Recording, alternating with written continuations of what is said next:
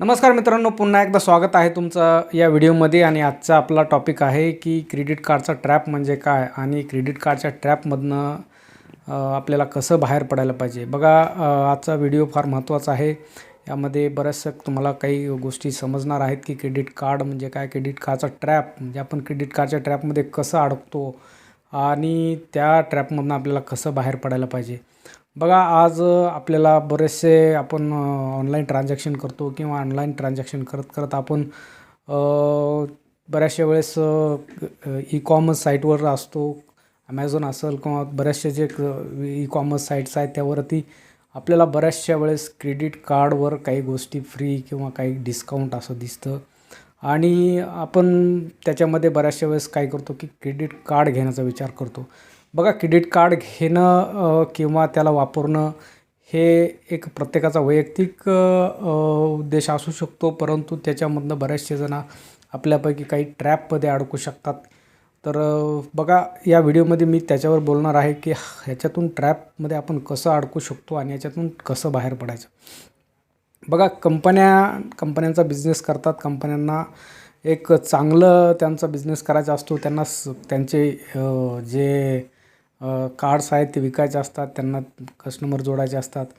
आणि त्याच्यासाठी कंपन्या काय करत असतात की काही तुमच्या ऑफर्स द्या किंवा तुम्हाला काहीतरी एखाद्या गोष्टीतून तुम्हाला त्याच्यात अट्रॅक्ट करा आणि त्याच गोष्टीकडे आपण अट्रॅक्ट होतो छोट्याशा, आणि त्या गोष्टीकडून मग आपण एका ट्रॅपमध्ये अडकल्या जातो. बघा, सगळ्यात महत्त्वाचं आहे की क्रेडिट कार्ड हे एक तुम्हाला एक शॉर्ट टर्म काहीतरी तुमची गरज भागावी म्हणून घेतात.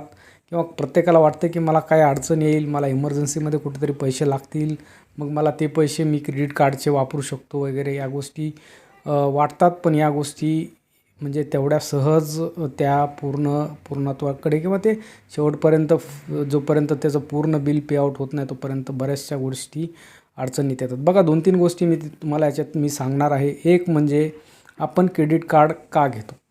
तर क्रेडिट कार्ड घेण्याचा आपला उद्देश असा असतो की मी काहीतरी, मला एखादी वस्तू घ्यायची आणि ती वस्तू क्रेडिट कार्डवरून घेतल्यामुळं मला एक ₹500 बेनिफिट होतो म्हणून क्रेडिट कार्ड घेतो.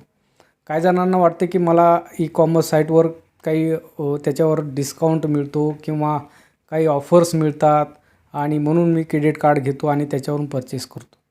बघा, ज्यावेळेस तुम्ही एखादी वस्तू घेता, काहीजण त्याच्यात बऱ्याचशा वेळेस वाटतं की आपल्याला 25-50 दिवस आपल्याला कंपनीचे पैसे वापरायला भेटतात, मग ते पैसे आपण क्रेडिट कार्डचे वापरू आणि नंतर बिल पेमेंट करू.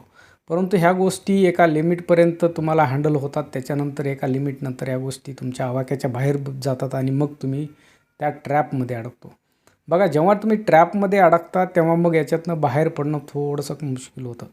ट्रॅप कसा असतो तुम्हाला एक 2-3 गोष्टी त्याच्यात सांगतो मी तुम्हाला. बघा, आपण कार्ड घेतो. कार्डवरून आपल्याला 1,00,000चं कंपनी कार्ड देते किंवा 50,000चं कार्ड देते. काही दिवस आपण त्याचे ट्रान्झॅक्शन करत राहतो.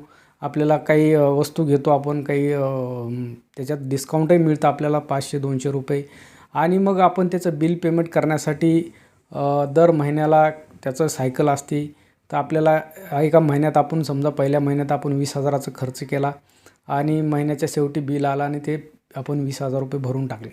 आपली कॅपॅसिटी वाढते. आपण मग पुढच्या महिन्यात आपल्याला कंपनी तेच कार्डला आपल्याला लिमिट वाढवून देते आणि आपण ते कार्ड 50,000चं 1,00,000पर्यंत जातं. मग जेव्हा तुम्ही 1,00,000चं कार्ड तुमच्याकडे असतं तेव्हा तुम्ही शॉपिंगला जाता. बऱ्याचशा गोष्टी तुम्ही एखाद्या महिन्यात म्हणजे शॉपिंग करता. वेगवेगळे काही तुमचे घरगुती तुमचे वस्तू असतील किंवा काही ऑनलाईन तुम्ही घेता आणि त्याच्यामध्ये तुम्ही 1,00,000ची खरेदी करता एकदम. मग महिन्याच्या शेवटी तुम्हाला बिल येतं 1,00,000चं आणि तुमच्याकडे नसतात पैसे. म्हणजे पूर्ण बिल तुमचं जेव्हा तुम्ही कॅशमध्ये भरणार होता त्याच बिल तुम्ही क्रेडिट कार्डवर भरलं, त्याच्यामध्ये तुम्हाला ₹2,000-4,000 डिस्काउंटही मिळाला असेल. आणि शेवटी जेव्हा तुम्ही येता एका महिन्याच्या शेवटी आणि जेव्हा तुमचं बिल येतं कार्डचं की तुम्हाला ₹1,00,000 तुमचं मागच्या महिन्याचं 45 दिवसाचं बिल आहे ते तुम्हाला पे करायचं आहे. मग त्यावेळेस तुमच्याकडं म्हणजे रक्कम असणं गरजेचं होतं की आपल्याला आपण ₹1,00,000ची आपण खरेदी केलेली आहे, ते बिल आपल्याला महिन्याच्या शेवटी येणार आहे, आपल्याला ते भरायचं आहे. परंतु हे प्लॅनिंग तुमचं कुठंतरी चुकतं किंवा आपण त्याच्यात तेवढा अवेअर नसतो आणि मग त्या गोष्टीत जेव्हा तुम्ही शेवटी बिल येतं तेव्हा आपण काय करतो, आपण करतो की पैसे आपल्याकडे नसतात मग तुम्हाला तिथं कंपनी काही गोष्टी देते. ती गोष्ट कुठली, तर तुम्हाला कंपनी म्हणते किंवा जी काय तुमचे कार्डवाले तुमची कंपनी आहे कार्ड कंपनी, तर ती म्हणते की तुम्ही 1,00,000 रुपये म्हणजे आत्ता भरू नका. म्हणजे तुम्ही काय करा, फक्त मिनिमम ड्यू पे करा. दॅट इज म्हणजे 3,000 रुपये असेल किंवा 5,000 रुपये असेल.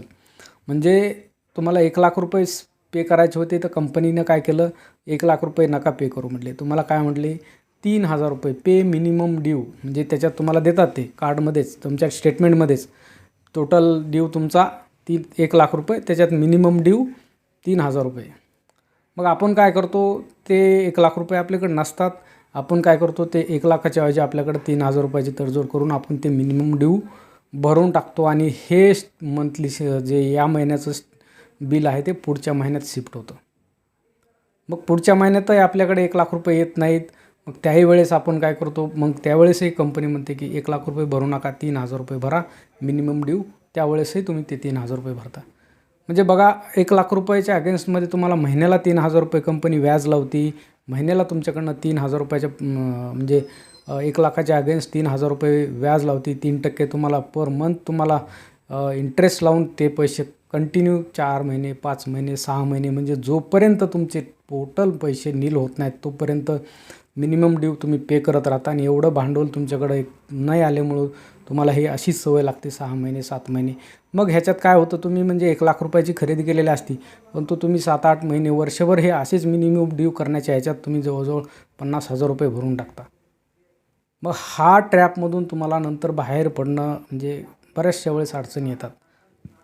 म्हणजे सुरुवात कुठून झाली, आपण छोटंसं कुठंतरी कार्ड घेतलं, मग त्याची कॅपॅसिटी वाढवली, त्याच्यावरून आपण जास्त हे घेतलं, खरेदी केली. जास्त खरेदी केल्यामुळं आपल्या आवाक्याच्या बाहेर गेलं आणि आवाक्याच्या बाहेर गेल्यामुळं आपल्याला तिथंच तर कंपनी आपल्याला शोधत असते की तुम्ही कधी चुकता. तुमच्या कॅपॅसिटीपेक्षा जास्त कसं मी त्या कंपनीला हे करता. मग हेच संधी असते कंपनीला की तुम्हाला म्हणजे ग्राहक बनवायचं, लाँग टर्ममध्ये तेच पैसे तुम्हाला वापरायला द्यायचे आणि तुम्ही एकदा फसले की त्या फसल्यापासून पुढं वर्षभर तुम्हाला म्हणजे त्या ट्रॅपमधून बाहेर पडणं शक्य होत नाही. बऱ्याचशा वेळेस मग कंपनी तुम्हाला ड्यू लावते. तुमचं जर EMI पे म्हणजे ते महिन्याचं तुमचं मिनिमम ड्यू जरी नाही पे झाला तर मग परत तुमचे एक्स्ट्रा चार्जेस लागतात आणि ह्या सगळ्या याच्यामध्ये तुम्ही बऱ्याचशा वेळेस फसल्या जातात. मग तुम्हाला ते बाहेर पडणं फार मुश्किल होतं. काही जणांना वाटतं की मी नाही पेमेंट केलं तर चालतं, किंवा काही जण वाटतं की काय करणार आहेत, परंतु याच्यावर डायरेक्टली तुमचा एक तर सिबिलवर इफेक्ट होतो. तुमचा सिबिल ड्रास्टिकली कमी होतो आणि वर्षभर तुम्ही त्याच्या ट्रॅपमध्ये अडकता. तर हा ट्रॅप तुम्हाला जर काढायचा असेल तर काही गोष्टी नक्कीच फॉलो करायला पाहिजेत. तर त्याच्यासाठी मी एक तुम्हाला व्यवस्थित व्हिडिओ बनवल की याच्यामधून ट्रॅपमधून ज्या तुमचा क्रेडिट कार्डचा ट्रॅप आहे याच्यामधून तुम्हाला बाहेर कसं पडायचं. तर या व्हिडिओमध्ये आपण इथंच थांबूया की जो ट्रॅप आहे तुमचा तो ट्रॅपमध्ये अडकू नका. जे क्रेडिट कार्डचे आहेत हे छोट्याशा म्हणजे लालसेपोटी तुम्ही छोटं सुरुवातीपासून घेताल, नंतर वाढल त्याची कॅपॅसिटी, मग अशा ट्रॅपमध्ये अडकू शकता. तर नक्कीच जेव्हाही तुम्हाला क्रेडिट कार्ड घ्यायचं आहे ते चांगल्या बेनिफिटसाठी असावा, त्याचं काही लिमिटेड वापर असावा, आपल्या कॅपॅसिटीप्रमाणे त्याचं बिल तयार व्हावा आणि ते बिल आपण रेग्युलर पे करत राहावा. नाहीतर अशी ट्रॅपमध्ये एकदा अडकलं तुम्हाला तर त्यामधनं फार म्हणजे आपलं फायनान्शियल किंवा आर्थिक स्थिती व त्याचा इफेक्ट होतो आणि आपली फायनान्शियल लाईफ ट्रबलमध्ये अडकते. तर या व्हिडिओचा परत उद्देश तोच आहे की आपल्याला एक फायनान्शियल लिटरसी तयार व्हावी आणि प्रत्येकाने एक फायनान्शियली लिटरेट होऊन आपले निर्णय घ्यावेत आणि कुठल्याही आर्थिक गोष्टीत कमीत कमी चुका करून आपली फायनान्शियली एक फ्री लाईफ जगावी. थँक्यू.